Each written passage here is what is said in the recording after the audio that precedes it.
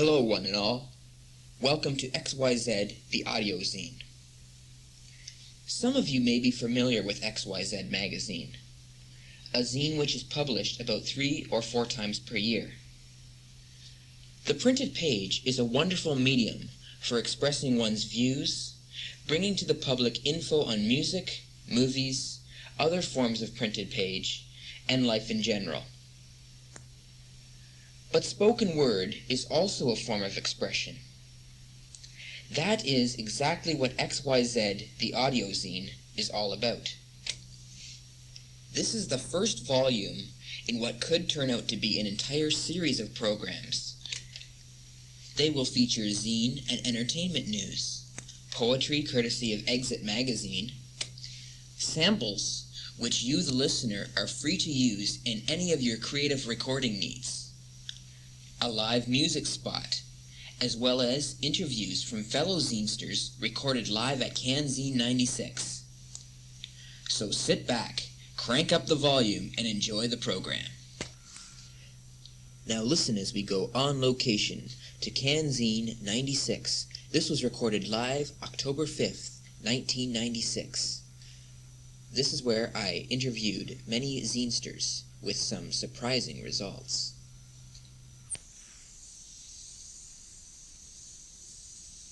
Okay, I'm interviewing, what's your publication called? Green Lamp Press, Versamatic Vending. Okay, and, MPD in short form. So when did you get started on this whole thing? Well, we started MPD about, 3 years ago? 3 years ago, we were a writing collective in Ottawa, and we just wanted to get our own stuff out, and since then we've branched out into publishing other people's stuff. What do you try to accomplish by making these? Like, is it like a kind of expression, self-expression or anything? Yeah, basically we're just trying to get the writing out. We don't charge any money for it.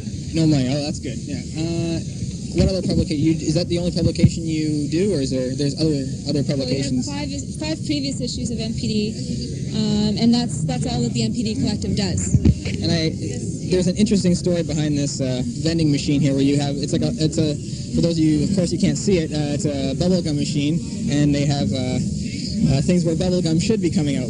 And what's inside? It's called a novelty machine. A novelty machine. And what's inside of it? And when you put in a quarter? Basically, you get poetry and a prize. You put in a quarter, and you get one of these neat little plastic bubbles, and it has toys and a poem. Oh, great. And anything else? What's this?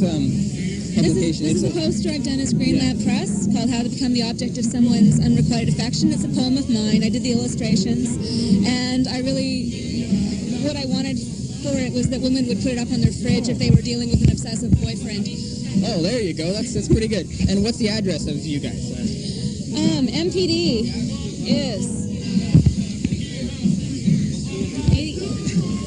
MPD is 81 Saddlehorn Crescent, Canada, Ontario, K2M2B1. Green Lamp Press is... And you're totally done on computer, I'm assuming? Oh, yeah. Oh, no, we're geeks. Okay, I see. And also, what about manual? What do you feel about the whole manual typewriter thing? Do you still use that? You were telling me that you had a manual typewriter. Yeah, I have a really cool old 1950s manual typewriter. I use that sometimes for writing, but for actual production, I'm a geek all the way. Okay, great. And when you first start publish, any of the ideas, do you just jot them down, write them down, or are they all in your head? I keep a notebook. So basically they're all, you have a notebook. So I keep a notebook. You have handwriting. Okay, I see. Yeah, you know that stuff? Yes, exactly, yeah. And then you just process it to a computer. Mm-hmm. I do all my final versions. I actually do my serious composition on computer. And where do you get it printed? Do you go to a printing company, or do you have your own machine or anything? We just take it wherever we can get it done. I've always found it's hard. I always find it hard to get it printed in some places. I'm not sure if you've had that problem or not, because some people they don't know exactly what you want done with it. Double-sided copies and things like that. Yeah, we haven't had that much problem. The only place we ever had a problem was Business Depot. Oh, don't go there. Oh, okay. I'm sorry, folks. I just went there. Actually, I used to go to the TRM copies, those 6 cent ones, 6-cent copies, but they frown on zinesters, I find, because they don't let you do double copies. Any problems. We've actually had some people, neat, what is it you're doing? Is that ever weird? Do you do it? Maybe that's just Ottawa. Do you also do advertising of other zines than yours, or no? Yes, we do. When we can trade an ad, we theoretically have advertising that people pay for, but... So you have zine trades, too? You trade for other zines? Oh, yeah. Okay. So it's not like Yeah, you can't lose. So you don't do this in any way. You don't make any money on this whatsoever, do you? No. No. No, we lose money. Yes, that's basically We're very good at losing money. Okay, that's the same with myself, I find. Okay. Well, thanks for your Thank time. you. Okay, here I am interviewing. What's your zine called? Well, it's not exactly a zine. We prefer the term small press comic or independent comic, indie, whichever. It's called Horizon Line. It's published by Apex Comics, which is essentially myself and Tom. And your address is? The address would be 44 Concession Street West, Bowmanville, Ontario. Or you can get a hold of us via email at plemieux@acs.ryerson.ca. That's a lot of dots. So, the first question is, how did you get started, and basically what inspired you to do this zine? What inspired me? Well, Tom dragged me to a comic convention a number of years ago, at which Dave Sim was the creator of Cerebus. He was the big name person there, and while waiting in line for 3 hours to see Dave, we conveniently passed by some of the small press indie people that were there, namely the Igesta guys, Jeff and Chris, and at the time Stephen and Craig were there as well. And they kind of were peddling their wares, and theirs was not much different than what ours is now. And I sat back and thought, well, if they could do something like this, what was really stopping me? So shortly thereafter, I sat down during my art class, my OAC art class, and started sketching a page, and thought, okay, it's a funny page.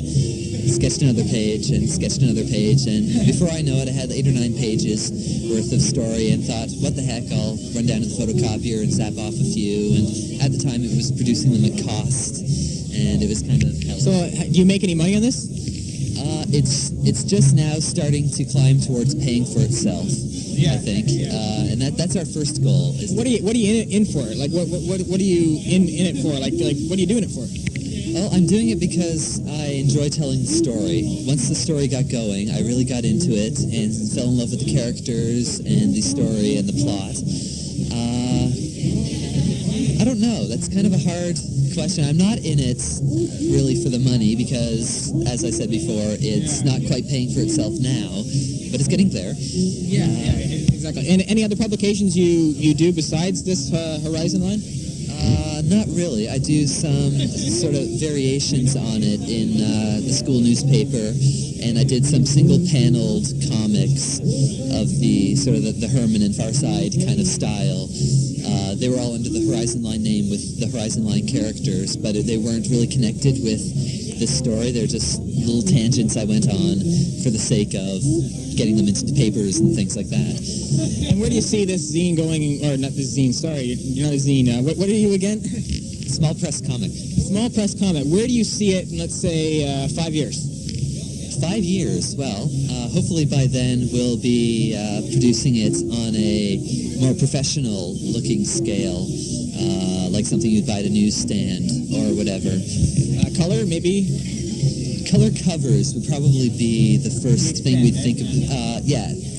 Unless somebody finds it really great and wants to pay us millions of dollars to do this, at which point... And what format? What I mean by that is computer, typing, or handwritten? All three. Yeah, we'll probably find a nice combination of all of them, hopefully, for the lettering of the panels and everything. I don't know, at the moment my handwriting is improving. From issue 1, it was rather awkward to read because it was so tiny, and then shrinking it down on top of that. But it's getting better. I don't know, in 5 years, it all depends on how well my lettering looks compared to what a computer program in 5 years, given how fast computer technology evolves, what it can give me. You can do it pretty... Actually, well, I'm Tom. I help Pat produce this comic. I'm not involved on the creative side of things, but I could see this easily Pat creating his own font on a computer, which I know you can do nowadays. Yeah. John Byrne does it for his Next Men comic, so that's one possibility in the future that you could do. So, Are you the business side of it? yes, basically. I came on to help Pat when all of a sudden he couldn't get free copies made. Well, not everybody can get free copies, man. That was the turning point. Really, that was a couple Yeah, months. speaking of that, I was going to ask you about copying. Like, how do you get the copies done, and where do you go to get them? Let me handle that. Businessman. Sitting down there in Bowmanville, I opened up the Yellow Pages and called all the places and said, "What are your rates? What are your rates?" And then we went around to a few different stores, and you check the quality. Most importantly, it's a very wonderful thing we want to pass on to people is a decent quality at a good cost for us. And we eventually stumbled onto this one store in Oshawa called Mailbox, etc. It's a franchise store. I have a post office box right there. Wow, yes. And the people we deal with are like very nice. Yeah. So And they say hi to me all the time when I come even just to open up my mail. I mean, that's where I get my mail delivered. So. and they're patient with us as we sit there for an hour at the copier, double-siding things, because you can't quite top feed this stuff. Did you ever get into the mold with the fall into the trap of in the yellow printing 6-cent copies, TRM? Well, I hate them. Well, Pat last week actually ran off some copies at this one copy shop, and only to discover they differentiated between graphics and text, which was very unfortunate. If I was there, well, it wouldn't have happened because I would have been looking for that small print. I always found that, when I went into those copies, they kind of caught on to me because they frown on double-sided copying, like you have to manually feed it through and stuff. The thing that bumped up the price too was double. Yes. I don't understand. Basically, it's like they charge you double the price if you make a double-sided copy, and they really shouldn't because you're not using another piece of paper. Well, I think their main concern is probably the blacks that you're using. But you're right. It could be possible for them to reduce it a slight bit for using the same using paper. another sheet of paper. Like if you're doing a 500, maybe half a cent or a quarter of a cent, because those cents do add up. Business Depot does do. Really? They do half a cent a copies. So. You may have to check them out. You may have to check them out. That's actually a good price. Well, thanks anyways. Thanks for letting me have the time to interview you anyway. Thanks. No problem. Okay, I'm interviewing, what's your zine called? Hoi Polloi or Lost Stuff. And your address? 73 Pine Grove Avenue, Scarborough, Ontario, M1N2G3, care of Sarah. You must have said that a lot. So where did you first get started? In my house, in my room. What inspired you? My best friend Melissa. Yes. No, I'm lying. We had another zine that we were half finished, and then it got canned, so I decided to finish it on my own. That's just what happened.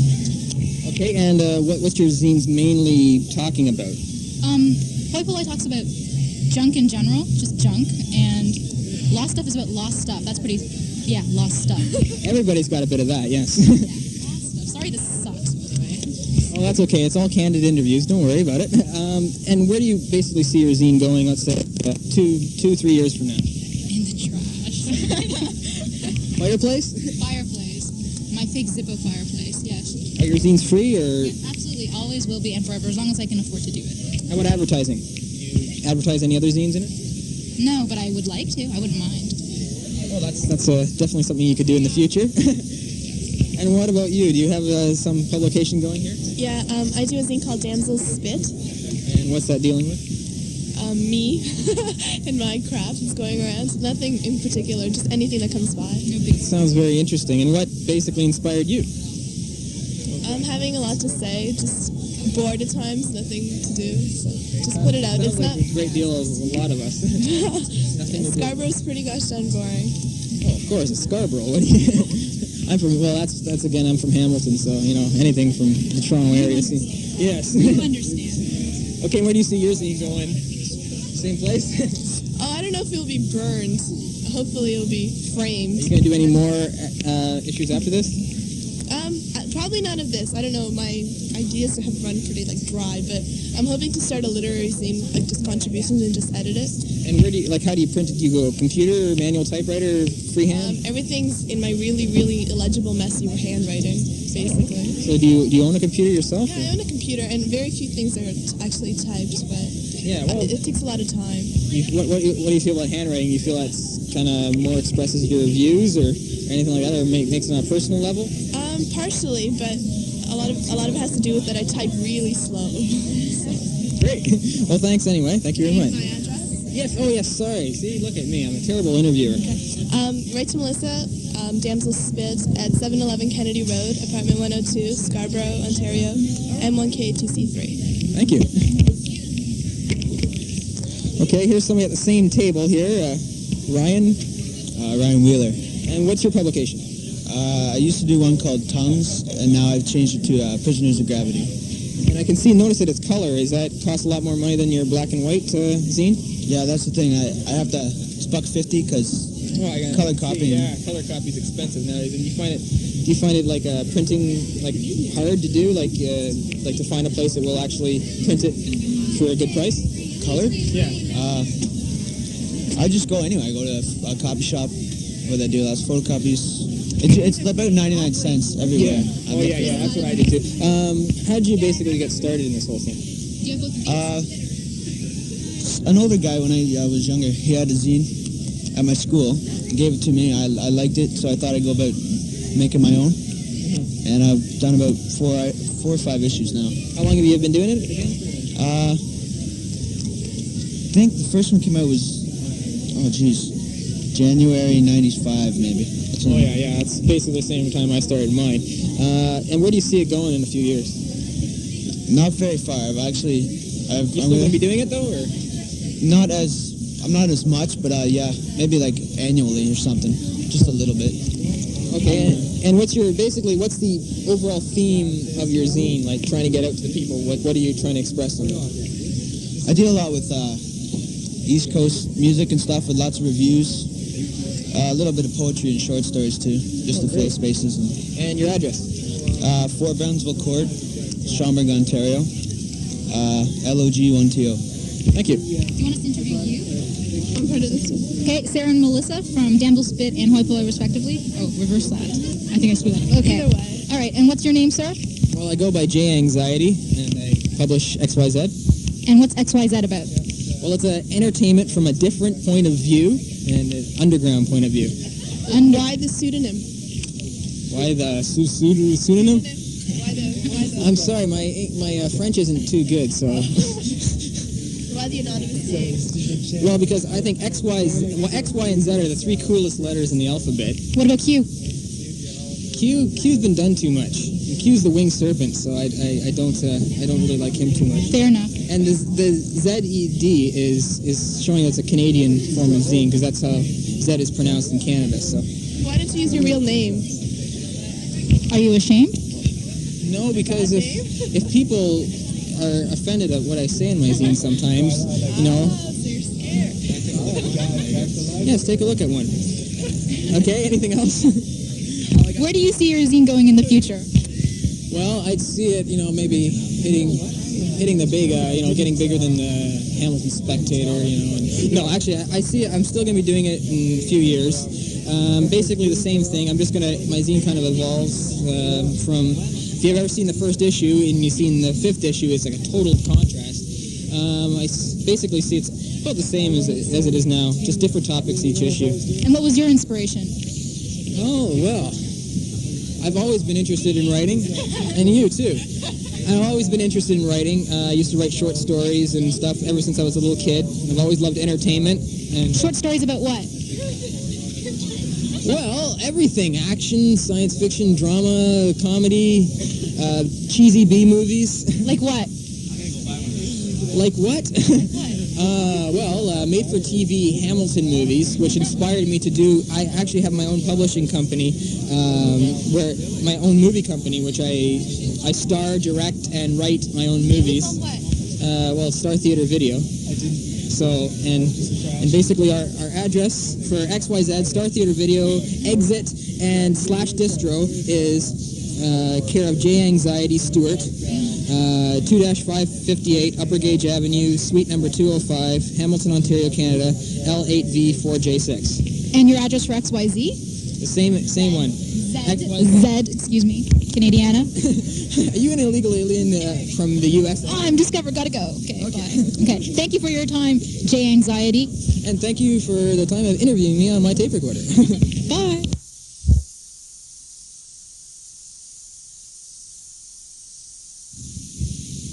Okay, now, who the heck are you and why am I interviewing you? Because you asked me to do that, and my name's Phil, and I do Skull Geek, and it's a fanzine, and it's a record label as well. Cool. So, Yeah. what type of records? Independent bands from Toronto, there's 4 of them, punk hardcore, and one of the bands kind of fuzzy drone rock. That's cool. Fuzzy drone rock, like Iggy and Stooges, something like that? Oh, yeah. Yeah, that's cool. Definitely. Yeah. Right down to the stage performance, you know? Yeah? Oh, yeah, these bands like cut themselves up with glass all the time. That sounds cool. Yeah, so how long you been in the zine scene sort of thing? I started out sending contributions out to a number of zines, and people seemed to like it, and they published it and stuff like that, so I finally decided to do my own.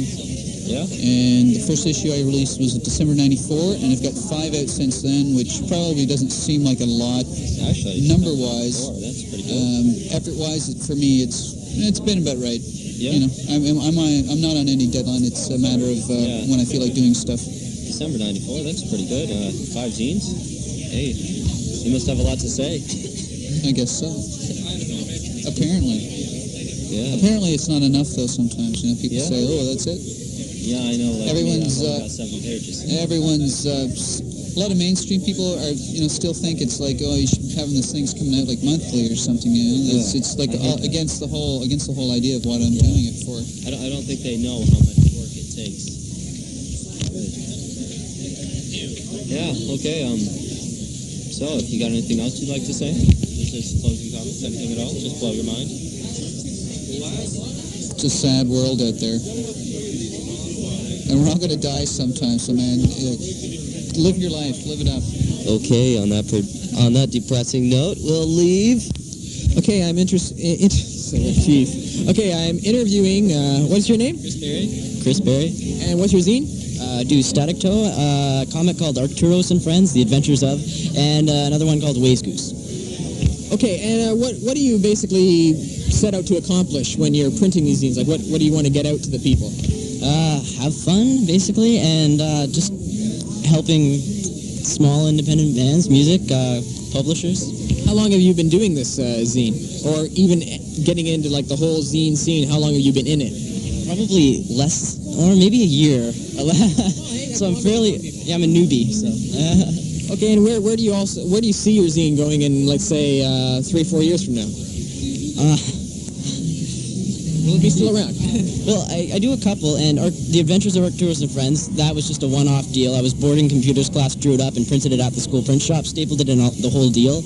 And so I'm basically taking full advantage of the education system. And, geez. Where do you see it? Where do I see it? Static Toe. Maybe a trilogy, maybe 3 issues, I'm not sure. And what about your Waze Goose? Waze Goose. It's a free magazine, so I'm not getting paid for it, and I'd like to maybe see some revenue coming in, so I might start writing for some bigger magazines like Exclaim. So I'm not sure, maybe 2 issues. I don't know. It's just because I'm spending more money on it than I'm making, so. So you don't see your zines getting too far, but your actual writing and stuff you see going pretty far. Hopefully. Yeah, well, that's what I'd like to get into is journalism and writing. And are you attending school right now, or? High school, yeah. I'm in grade 11. So. 11, I see. Okay. Yeah. Well, hey, high school. I know what it was like. Yes, I definitely do. And anything else you might want to add? Jeez. Okay. Well, no. Write to me. Write to me. What is your address? I'd like to know. Well, it's in there, but Everybody out there. Okay, it's 99 Hawthorne Road, London, Ontario, N6G 2I2. And write to me because I'm lonely and I live for the mail. Hey, thank you very much. Okay, what is the name of your zine? Cags Jizrag. And what's the topic? Brooklynese neo-realism and other related subjects. And basically, how did you get first inspired to write this? I've always been inspired to write it. Okay. What are you telling them? What are you telling them? What are you telling them? Some stupid false propaganda again? Hey, what are you telling them? I told you if I see you again, I'm going to kill you. Were you brainwashing this guy with your Okay. What's your name? Rob. Okay. Do you do publication by any chance? No, spoken word. Spoken word. He doesn't know how to read. Okay? Hey, man, I'm not cultured. And he's a I'm not bad cultured dresser. like you, like a Charles Bronson. Anyway, where's the open stage? Downstairs, I believe. I'm not sure. Here. Yeah? He said upstairs. Is there anything else you want to like? Yeah, just basically, when's it coming out? October 22nd at the Gladstone Hotel at the Art Park. Okay, we'll be sure to take a look at that. Here we present our first set of very unique samples, taken from some cult flicks and camp classics. Feel free to use any or all of these samples for your creative recording needs.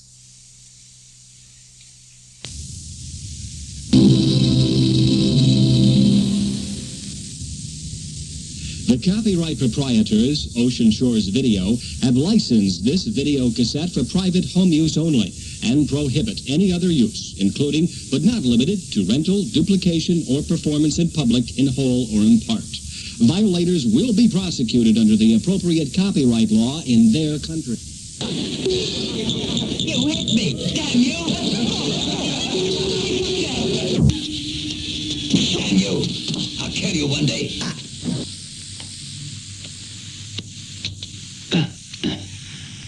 You useless bastards!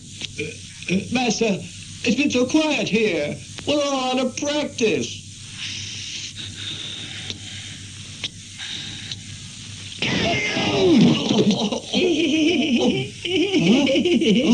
Oh no, Master, he's gone crazy. Crazy?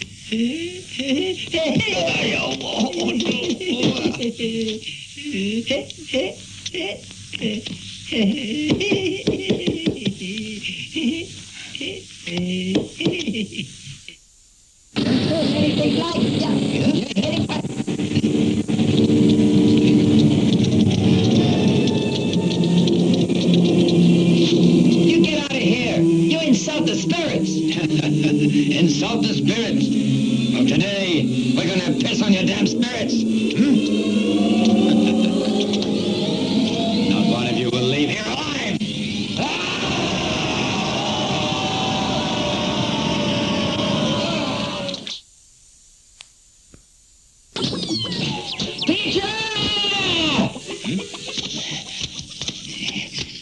Teacher, those styles, they aren't in these books. Ah, well, that's 'cause I am a genius. That's so. Yeah. Wow! Teacher, you're a genius. Me? I'm an idiot. Well, let's open a school. Make some money. Huh? A school. Sure. Teacher, if we open a school, we can get plenty of students. And that will mean we can be rich. Me, I'll be a senior student. And then we'll be well off. Lots of dough. We'll have students. Teacher! Teacher! What are you doing? Teacher! Teacher! You... I've got it all in my head. Huh? Oh,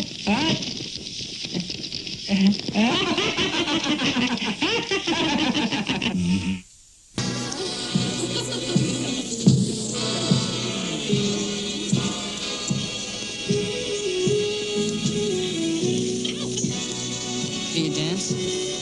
Nope. Me neither. Who are you gonna ask next? Tina Wilcox. Ed's girlfriend. You're crazy. It doesn't hurt to ask. Sometimes the most beautiful girls are the loneliest. That's a crock of shit. I know. Boss, mate, we've hired you to guard this place and keep those thugs so they can't come in here. Is that kind of unfair? It's where you guys once you say you're good? I can help. You?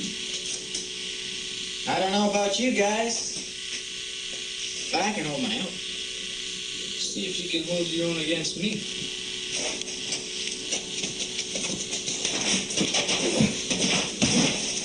Come on, get up.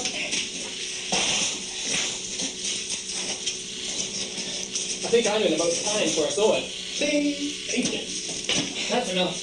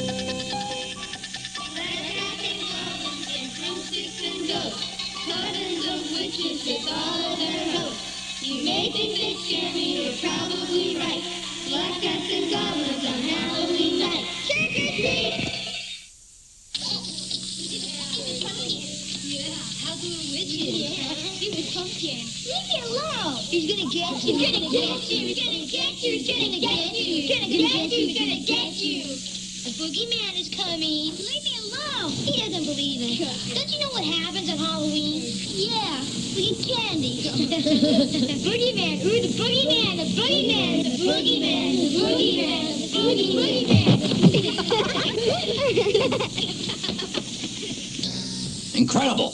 Incredible! Janice is in the hospital and Lorenzo's dead. Our only lead to Watford and we lost him. Despite our best efforts, which included a shooting match that made all the papers. So who are these jerks anyway? Karen? They call themselves the brokerage. They usually run guns for Soviet client states. Uh-huh. Yeah, well, they seem reasonably organized, eh? Enough to prevent one of their own boys from double-crossing them. Did you find Lorenzo's limo? Yes, sir, we did. It was in an underground garage. Chauffeur was dead.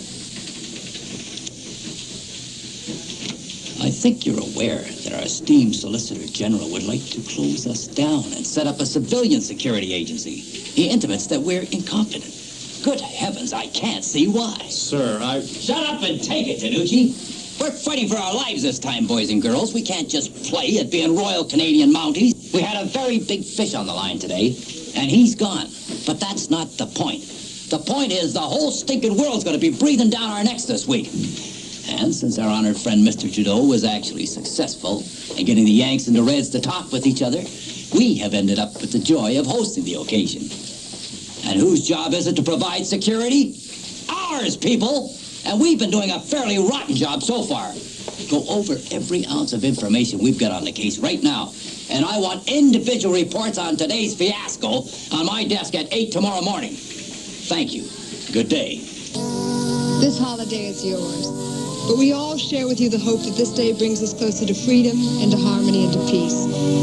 No matter how different we appear, we're all the same in our struggle against the powers of evil and darkness. I hope that this day will always be a day of joy in which we can reconfirm our dedication and our courage, and more than anything else, our love for one another. This is the promise of the Tree of Life. We celebrate a day of peace, a day of harmony, a day of joy we all can share, together joyously.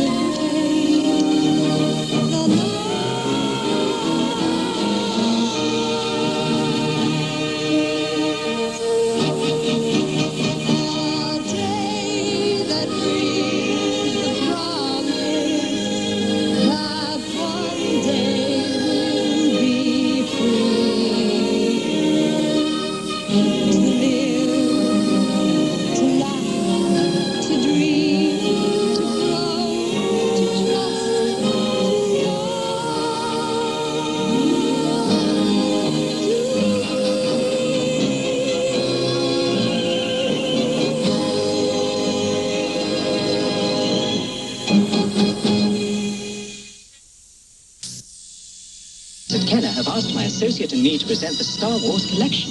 Truly remarkable toys and games for your children. What are you so excited about now? My goodness, the Star Wars TIE Fighter and X-Wing Fighter.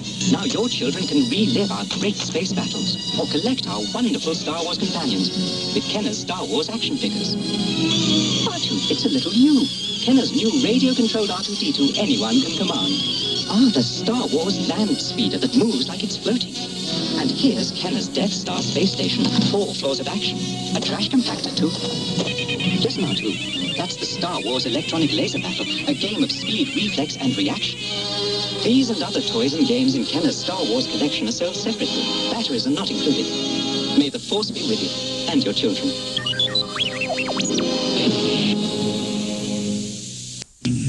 Fella, your kung fu, it stinks. You wait till I'm finished with you. You'll see.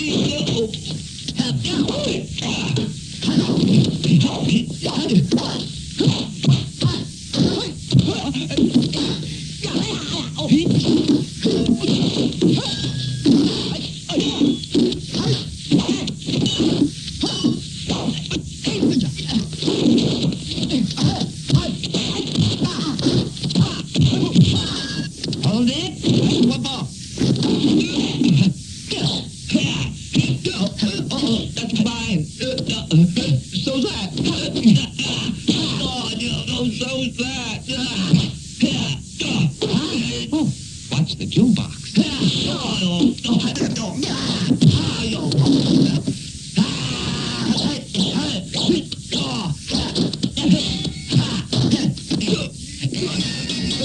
All right, you had enough? No.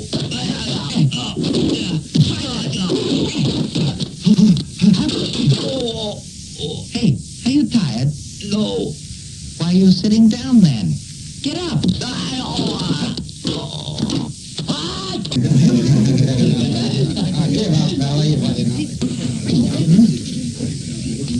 Hey, do you know what the rules are for accepting that money?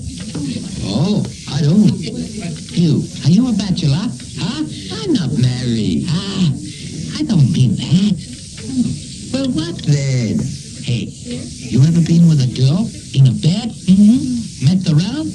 Oh, no way. Ever kissed a girl? Like that? Yeah. Well, then you can't keep the money then. Huh? What then? Give it back. Huh? And the other. Hey, listen. You a virgin? Sure. Just look at me. Huh? What girl would go to bed with me? Huh?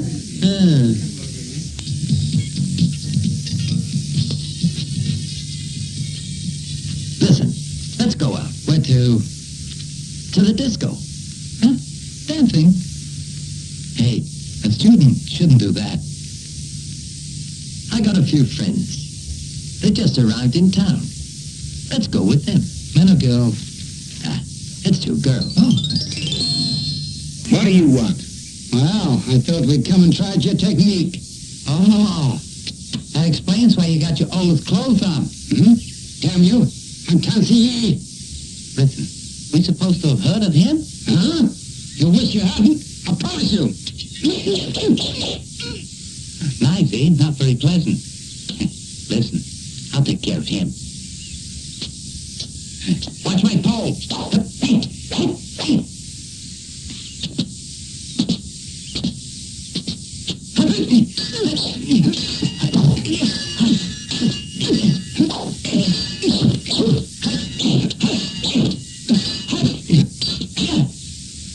Got no children, huh? Huh?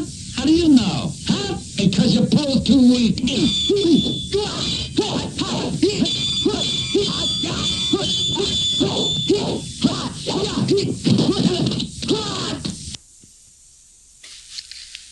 And now we'll end off this side with some poetry from hated John Martyr. Now this poetry was recorded way back in 1992, and it was recorded live from the Creative Arts Building in Hamilton, Ontario.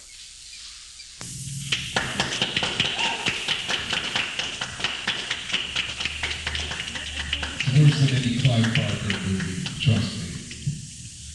This is a piece I wrote over the summer. It's called No One Is Innocent. It's how I sort of look at people and go, but I'm innocent. I didn't do anything. No one is innocent anymore. No one. Not even the babies who just came out of their mother's womb 2 seconds ago.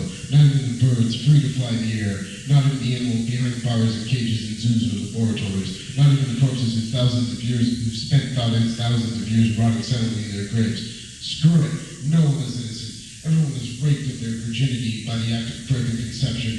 We are all guilty. Even the white man is in gray three-piece suits walking down Wall Street or Bay Street. Especially the white men in three-piece suits walking down Wall Street or Bay Street. We are all guilty, and the jury's out to hang us. The jury's our so-called God or leader. We, his creations, are fighting off the hand of the one that beats us because we are all blasphemous. We are all guilty. No presumed innocence. Screw all of you. You're just as guilty as the next person. Now I'm just as guilty for speaking these words of blasphemy. We are in a religious elitist police state. They're coming to take us all away. This isn't about a paranoia. This is just a taste of my freedom. This is just a warning of the garbage that is about to go down, and we're all guilty of crimes that we are unaware of committing. We're all guilty of raping that woman who we've never laid eyes on before. You are guilty of robbing the government of money so that you can commit the crime of life. You are guilty of the crimes that you committed last night in the bedroom with your favorite male or female of your choice. I mean, really is your choice. You are guilty of life, so get used to doing your time, because the only way out is of your own hand. Stop being driven to your end by someone else's meaning. Stop being a slave to a master. No one is innocent.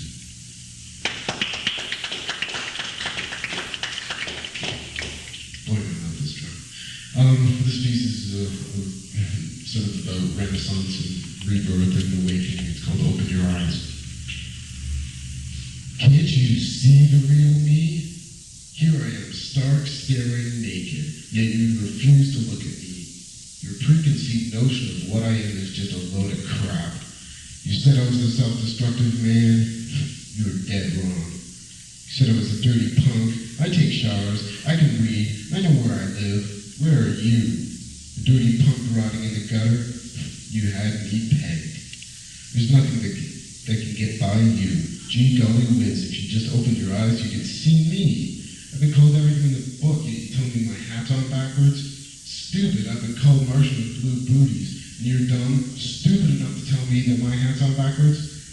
Open your eyes. Can't you see that you will never in a million years do anything but spur me on to tell you what an idiot you are?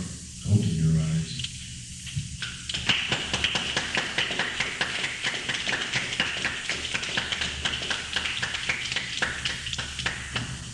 I've been a bit more upbeat this weekend.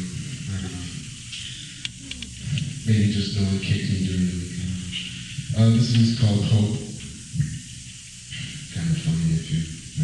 Anyway. Another relationship, friendship, or hatred has gone bad. It's sitting there on the floor in a heap of emotions. It's as if there was a grape falling on the floor and you didn't bother to pick it up. Even look at it for a month. You avoided it. Why?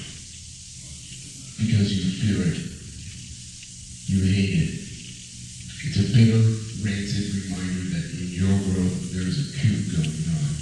Your heart took over your brain and ruled it with an iron fist. It didn't let go until the grape on the floor forced you to look at it, pick the scabs, dredge up the dead from the coup, and relive the pain again and again and again and again. All you do now is hope. Well, screw hope. Let's hope that the A's win the pennant. Let's hope you get a letter from Aunt Martha so you can go visit her. Yeah, and while we're at it, let's hope and wish the day away so you don't have to clean up the grave or the bodies. That's your hope, not deceit. Look at it, damn it. Of course it hurts. You fell off your bike when you were 5, and that hurt too, didn't it? Did you stop trying? I did. Damn you! Look at the bodies. See what your little war in your head did. See the flesh, wrinkled as it is, hanging on the skeletons like curtains. Curtains of flesh for all your hope, and all it comes to is a monologue for a madman.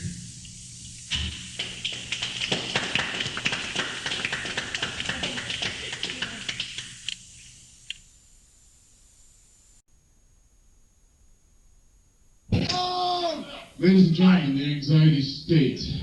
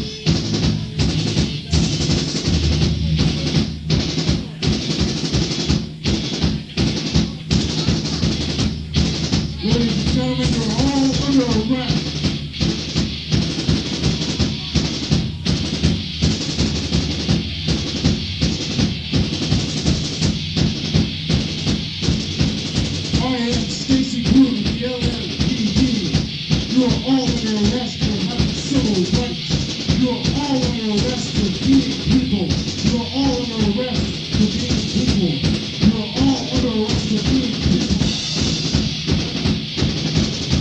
Your only crime is of being people. You will be beat the shit out of for being people. You are gathered here illegally to hear beating and subservient music. You are gathered here by rabble-rousers, anarchists, and people who decide your fate.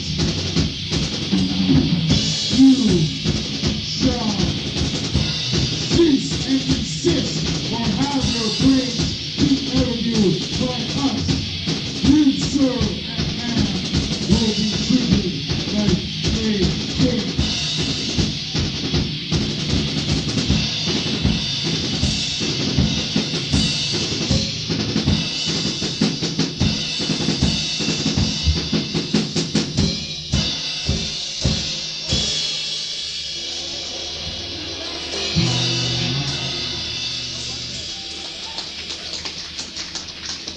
Image is okay. What happened to your light thing then? I don't know, that's what you get for having a $3 high camera light on yesterday. Yeah, we still have to. Oh well. This is about the counts. Hey, technical $50 knowledge. guitar. 25! Sold!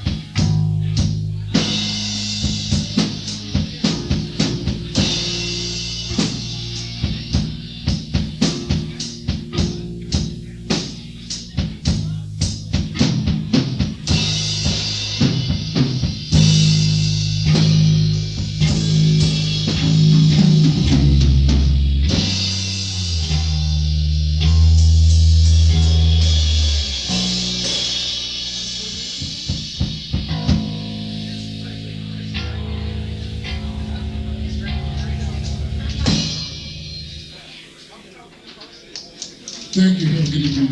No, this was a crowd. Jay Anxiety on vocals and guitar. Jeremy Gull on drums and other things. I'm John Martyr, bass, vocals, and theatrics that don't always work.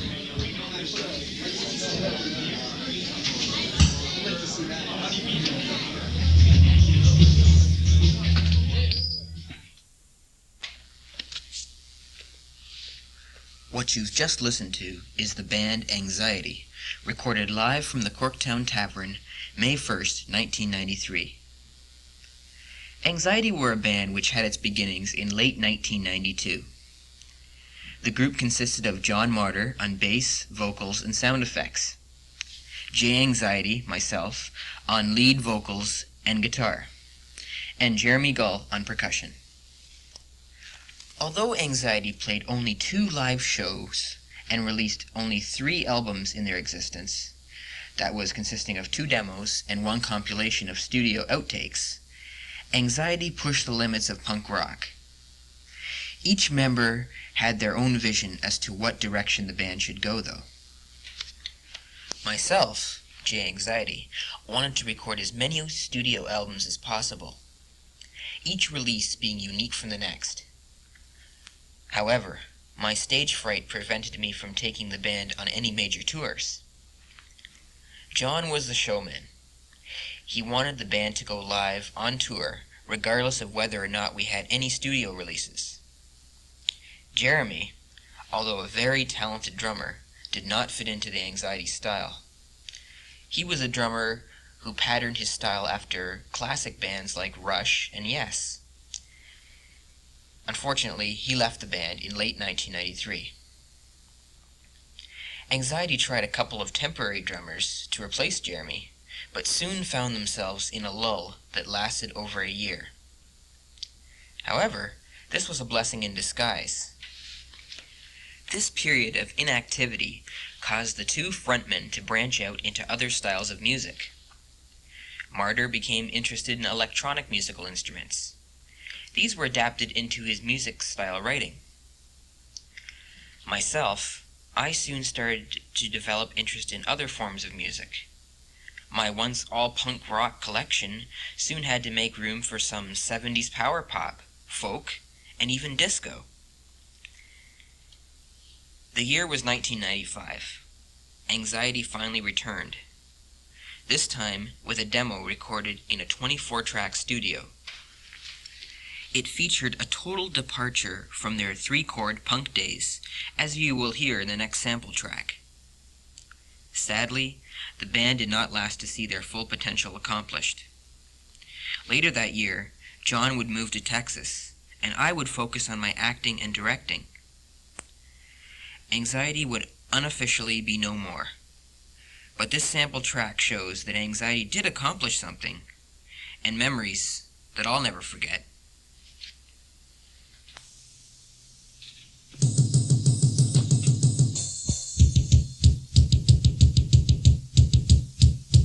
Tools of conquest do not necessarily come with bombs and explosions and fallout. There are weapons that are simply thoughts, attitudes, prejudices, to be found only in the minds of men. For the record, prejudices can kill, and suspicion can destroy. And a thoughtless, frightened search for a scapegoat has a fallout all of its own. For the children, and the children yet unborn. And the pity of it is that these things cannot be confirmed.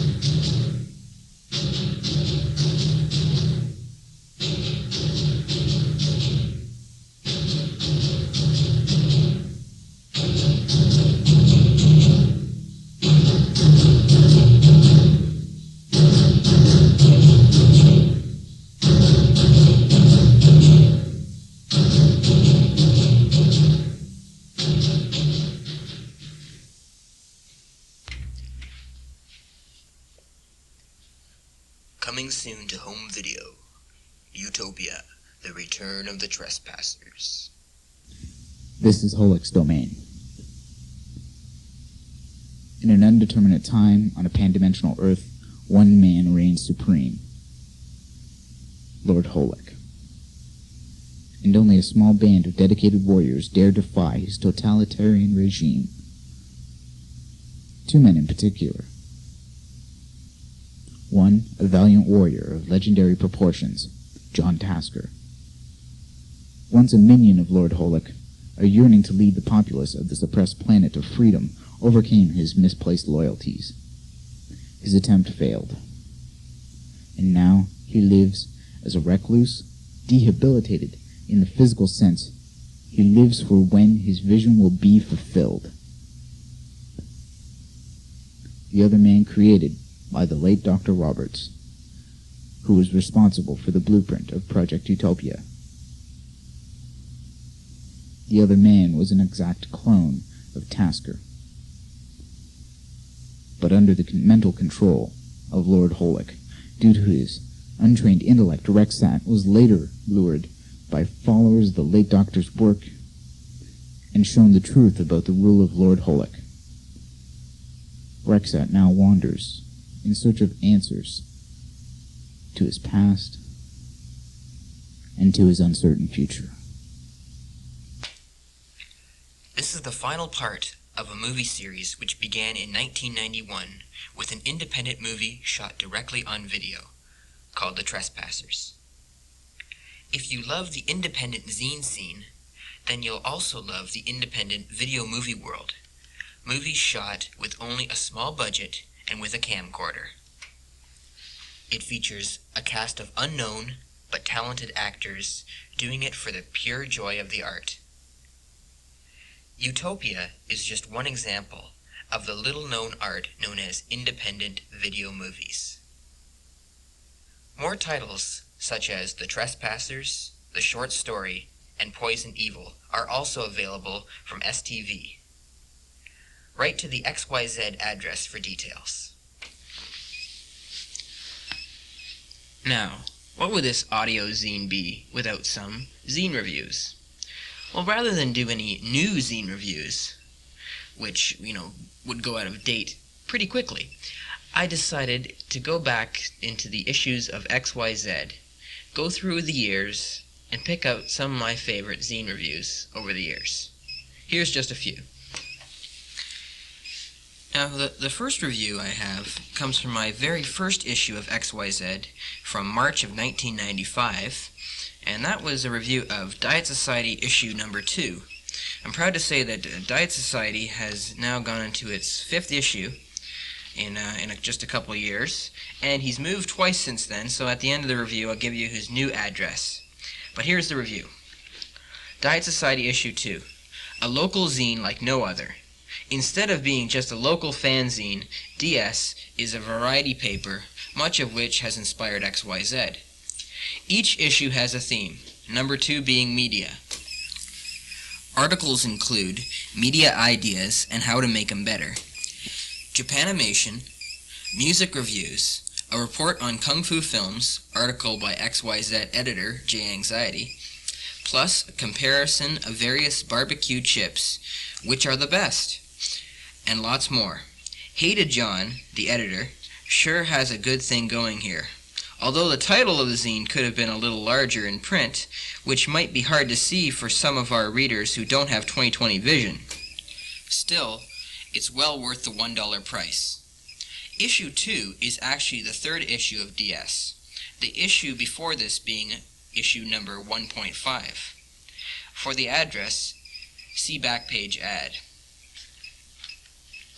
Well, the actual address now of Diet Society is care of Hated John Martyr, 4520 Bennett Avenue, unit number 213, Austin, Texas, 78751, USA. Now here's a review of Bigger Than Your Robot, issue number 1. This was reviewed in XYZ issue 2, June of 1995. Bigger Than Your Robot, issue 1. This premiere issue, subtitled Asian Pop Culture Through the Eyes of a Round Eye, is a real treat. I totally agree with Jason's, the editor's, view on Hong Kong action cinema and how a good kung fu fight sequence is so much more exciting than a shoot-'em-up John Woo type flick. Jason should check out my Dragon Theater article in Diet Society. Yes, guns are for cowards. This zine, all 48 pages of it, is just $1. Talk about a great deal. It's filled with all kinds of Japanimation, model robots, a comic book within the zine itself. I've been told that Jason did all the translating himself. The zine itself is mostly all hand-printed, very little typing, which kind of contradicts the high-tech world of Japanimation. A second-hand typewriter can be purchased at a garage sale or Amity store for as little as $5. But the info is some of the best I've ever seen, ever. The funny way how Jason came up with the zine title is a real scream. Check it out.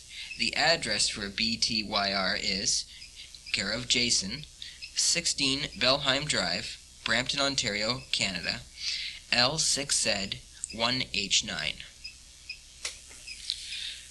Now here's a review from issue 3, November of 1995.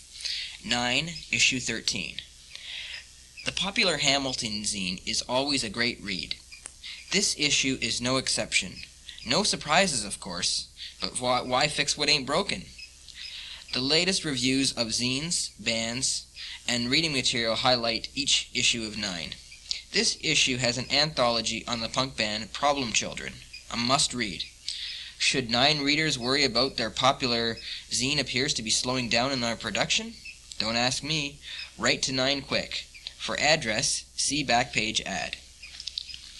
Now the address for 9 and also their distribution company, Kerosene Distro, is 762 Upper James Street, Suite 136, Hamilton, Ontario, Canada, L9C 3A2. Now I've got my favorite review from issue 4, dated February 1996. It's Surrogate Brain, number 4. Congratulations, Surrogate Brain. You have been chosen as our pick of the issue. Get a copy today. The first thing that attracted me to this zine was the cover. It's an ocean blue, tie-dyed looking cover that is a beginning to a whole lot of a good thing.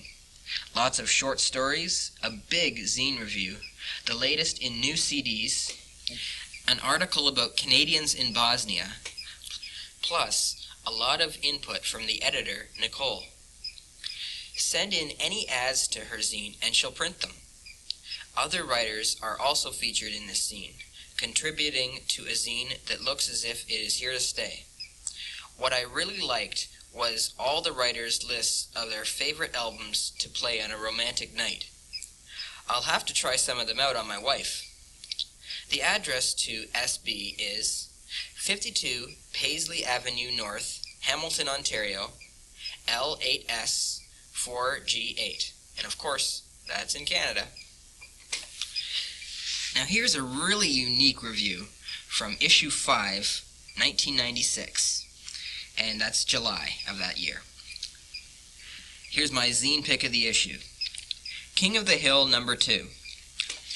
A truly unique zine. Sean, the editor, loves to bowl. This zine features bowling kings, bowling tips, and bowling wonders. It also features zine reviews with pictures of the zine's front covers, a bio on an unlikely music icon, Perry Como? Hey, what can I say? I've been listening to Gordon Lightfoot and can honestly say I see Sean's point. You shouldn't close your mind on past artists. If you stop and listen once in a while, you may actually find something really special. This zine also features a hand-illustrated cover, something very unique, free spinach seeds with each issue. A zine well worth the $2 price. Their address is 21 Glendale Avenue North, Hamilton, Ontario, L8L 7J4. Now this review is from issue 6, February 1997. Drift, number 80, 83, and 84. 3 zines in one, wow.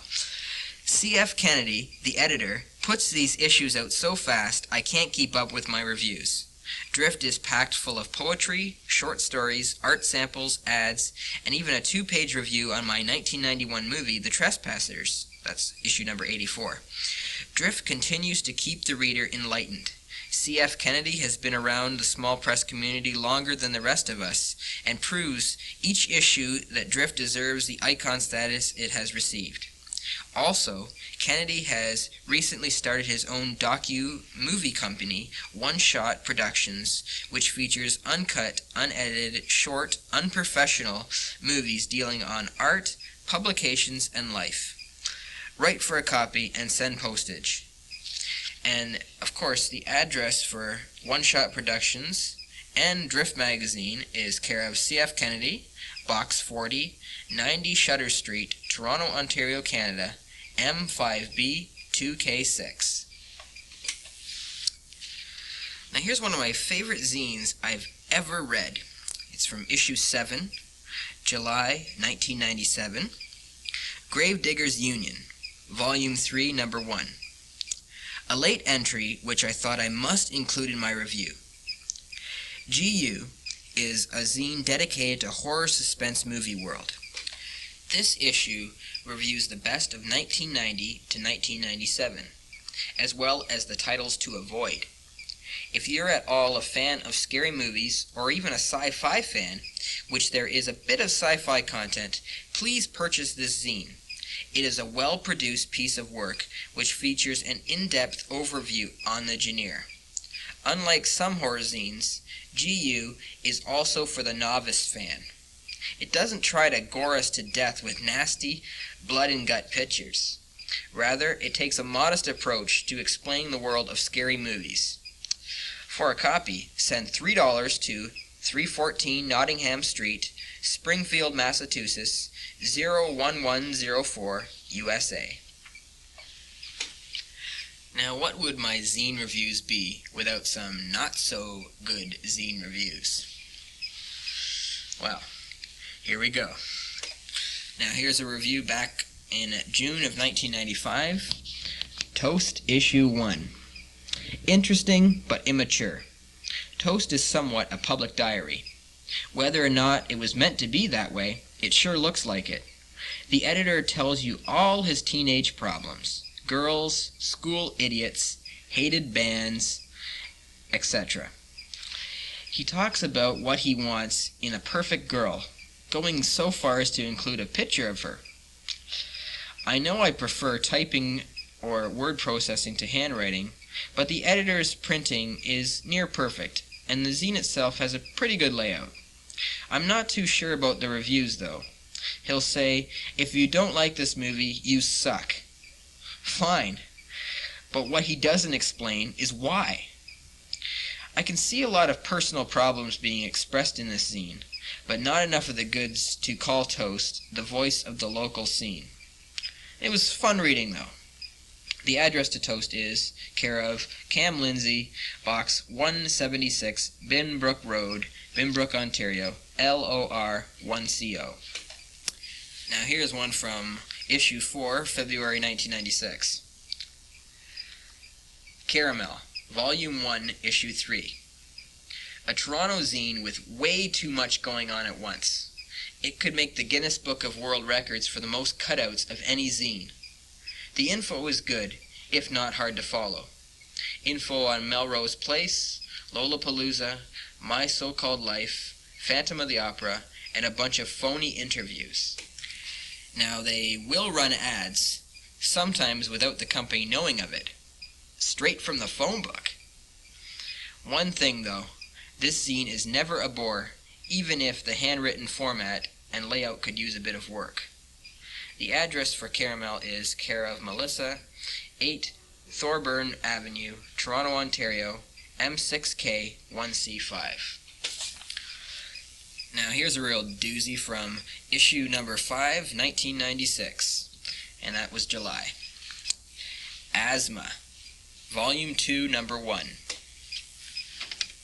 This zine, formerly entitled Toast, is much like its predecessor, only angrier and better done.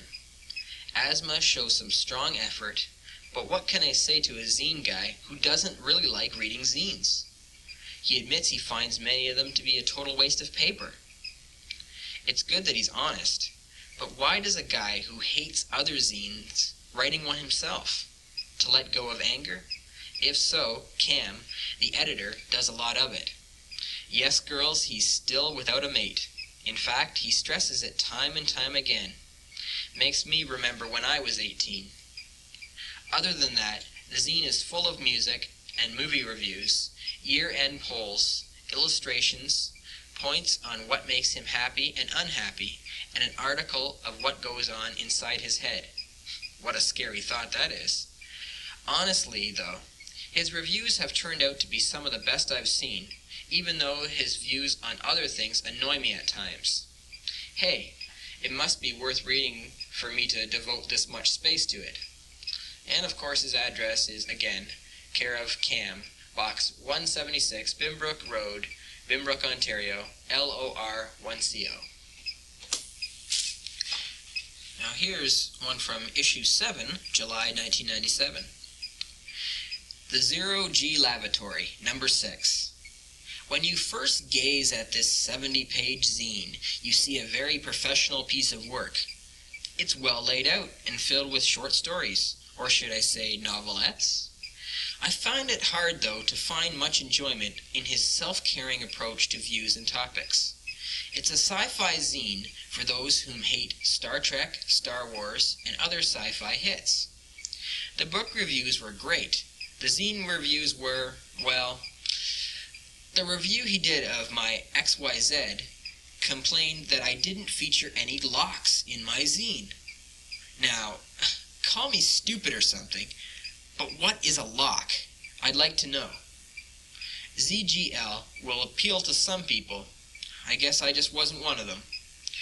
For a copy, send $3 to Scott Patry, Box 1196, Cumberland, BC, VOR1SO. So here ends my XYZ Zine Classic Review. Now, myself, I don't review zines that I totally hate. I must have found some enjoyment in even the not-so-good zine reviews. So I urge you to take full advantage of many of the zines mentioned here. Some of them are no longer around, but most of them that I did mention are. So take full advantage of some of these zines, because a lot of them are great reading. Now, if you have a zine yourself, please, by all means, send it into the XYZ address located on the tape sleeve. Now, to end off our XYZ, the audio zine, what better way to do it than to provide more awesome, funny samples, this time provided by none other than hated John Martyr.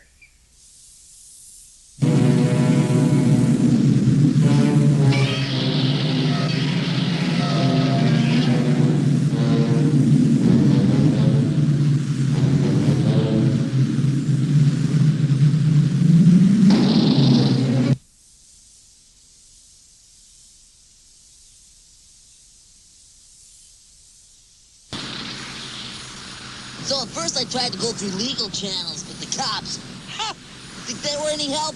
They just gave me the runaround. Yeah, that's when I decided to take the law into my own hands. The law. The law. The law. The law! Well, this is it, kid. Wait! I got an idea.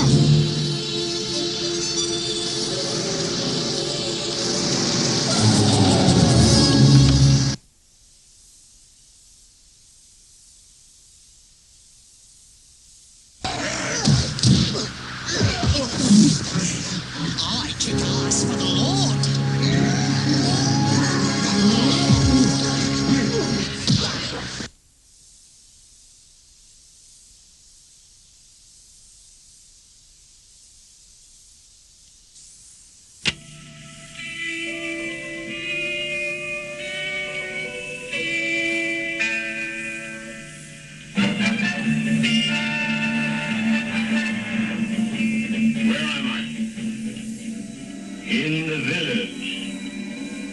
What do you want? Information. Whose side are you on? That would be telling. We want information. Information. Information. You won't get it. By hook or by crook, we will. Who are you? The new number 2. Who is number 1? You are number 6. I am not a number. I am a free man.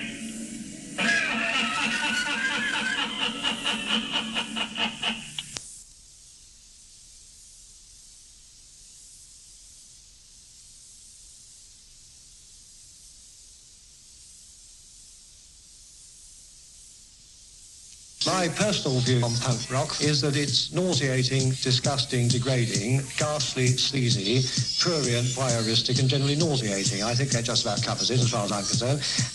I think most of these groups would be vastly improved by sudden death. The worst of the punk rock groups, I suppose, currently are the Sex Pistols. They are unbelievably nauseating. They are the antithesis of humankind. I would like to see somebody dig a very, very large, exceedingly deep hole and drop the whole bloody lot down it. You know, I think the whole world would be vastly improved by their total and utter non-existence. How massive!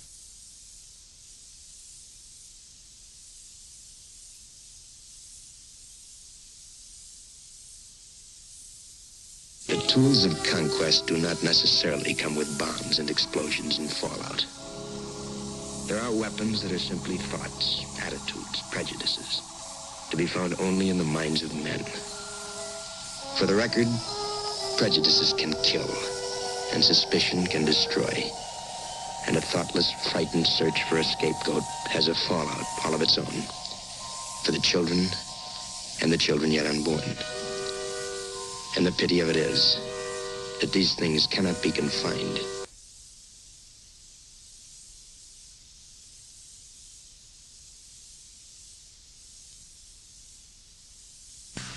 You're trespassing on our territory. Do what we say. We want your money or your life. You stupid bastards. There's a war going on, and all you can do is still rob people. Well, there you have it. The warped mind of hated John Martyr and many of his samples. Feel free to use any of these samples for your creative recording needs. Well, like all good things, this program must come to an end. If it becomes very popular, I will most likely produce other XYZ audio zine compilations. I hope you enjoyed it. The spoken word scene is a much overlooked form of media. I also produce many books on tape, and I'm currently working on an audio dramatization of one of my movies, The Trespassers. It's actually a sequel to the original movie. If you in fact have a good speaking voice, or would just really like to try your hand at it, please drop me a line. I'd love to use you in any of my upcoming projects. Remember, the address for XYZ is 2-558 Upper Gage Avenue, Suite number 205, Hamilton, Ontario, Canada, L8V4J6. Write to me anytime.